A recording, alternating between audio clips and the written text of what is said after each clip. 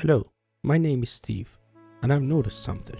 Turn-based games won Game of the Year twice in the last 5 years, and after playing those two, I really wanted some more of that action. So I went to Steam and scrolled through my games and found this one. This is what I used to call semi-vest, because I'm funny like that.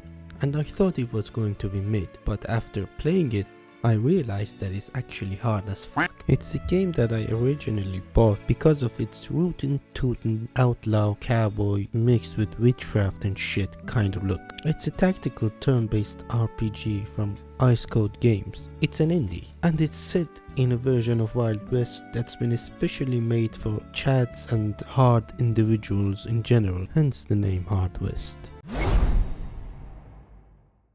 It's simple really. Train robbery goes south, train turns into ghost train, it belongs to Satan, Satan steals our souls, and we have to chase him down for them. It's your typical outlaw group with a supernatural twist, that's it. There's also a loyalty system. Story-wise, you have a main character, and you get loyalty points by agreeing with these people or using their methods when suggested. And you are rewarded by being bored to death by their backstories. They can also do different things for you, dependent on their loyalty level and the given circumstances. This game suffers from the Oblivion difficulty syndrome. You can see enormous gaps between the difficulty levels. You have story, hard, and nightmare.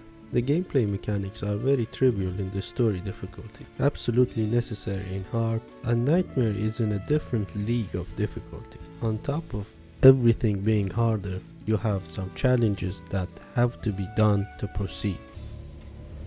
The gameplay of this game requires a certain amount of thought, so you can succeed and continue. When you're playing it in hard difficulty, that is. And since I am intellectually challenged a bit, I'm not bothered to actually do that. I'm going to play it on easy so I can at least enjoy the story. So from now on, I'm playing it on easy. You have 3 action points. A character can be played as long as they have even 1 action point left. You don't have to play him in any specific order, but it helps to plan out which character you want to play first to use the bravado system efficiently. What is the bravado system, you might ask? You've heard me talk about specific gameplay mechanics. The most important one is bravado, which refills all of your action points when you kill an enemy. And I kid you not, the whole gameplay of this game, down to the placement of the enemies, is built around the bravado system, so it's mandatory to use it. Other core gameplay mechanics are the cover system and the chance to hit, so dependent on some factors like elevation above the enemy, you get more chance to hit that specific enemy, and the cover system plays an important part in that chance to hit. For example, at the end of your turn, you have to have your characters placed behind cover so you don't get blasted. There's a good bit of multi-turn planning and combos that can be done by combining the bravado system with characters' special abilities, which can sometimes damage multiple enemies and open the way for the bravado's intended uses to be felt. Now, the fighting in this game is quite difficult. You need to prepare, so when you're in the world map, look, you have access to the inventory. You can set your trinkets, consumables, change your guns. You can also change your card, which is basically a perk system. There's an overworld or world map with a good bit of side quests, settlements, shops, and doctor. This is where you'll see the RPG elements of this game.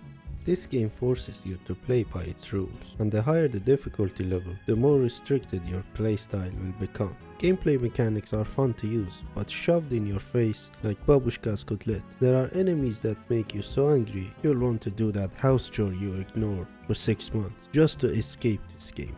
I did exactly that. The atmosphere is done really well. The soundtrack, while fairly simple, complements the spooky Wild West setting. The illustrations used in the RPG parts of the game are amazing.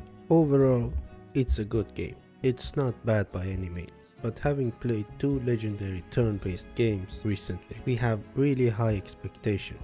But you have to remember, not every company has the resources, budget, and amazing developers of Larian Studios. So if you're new to turn-based games and you're trying to scratch a newly developed itch, this might not be the game for it. Because there is a really high chance you came here after playing the likes of Expedition or Baldur's Gate, and your standards have been lifted to a higher level. Thanks for watching, my friends, and I'll see you in my next poorly timed video. Goodbye.